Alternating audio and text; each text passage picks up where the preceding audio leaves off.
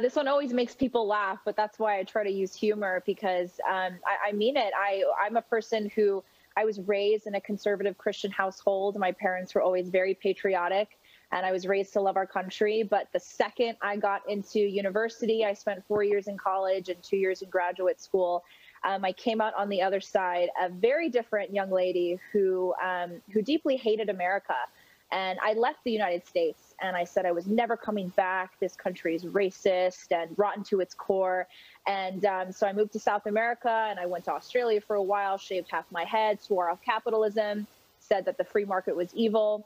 And I went down a deep, dark hole that I think that I see a lot of young millennials and Gen Z in right now.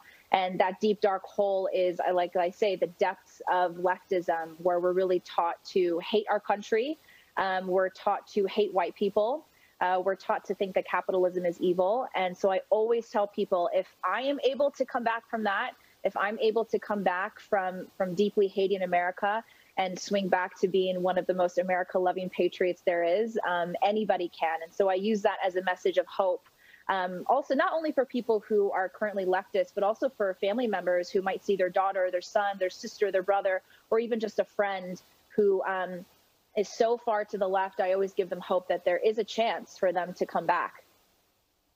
Well, that leads to the next question, because, you know, I'm Gen X. You guys are millennials. You and Candace Owens, millennials, the biggest generation in our country right now.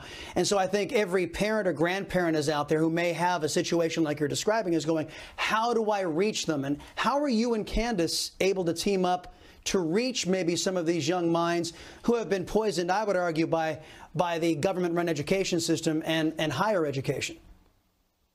Well, I think the very first thing is that people like Candace Owens, content producers like PragerU, Daily Wire, The Rubin Report, I think first and foremost, what they're willing to do is have the conversations that we're not allowed to have in mainstream media.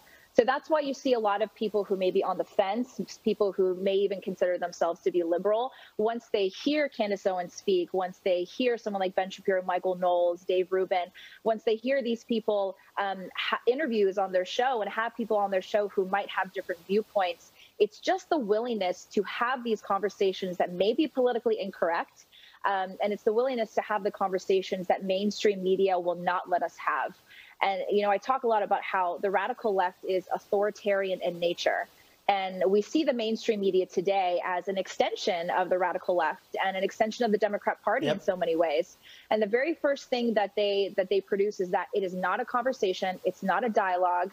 It's not discourse. It's just shoving down your throat the same message over and over again. And so I think why so many people are now flocking to the other side and flocking to the Daily Wire and PragerU is because these content producers are just willing to have the conversation. They have people on their show who have different viewpoints. They're not all just staunch conservatives. They're opening up the floor to have a dialogue that we are told we're not allowed to have.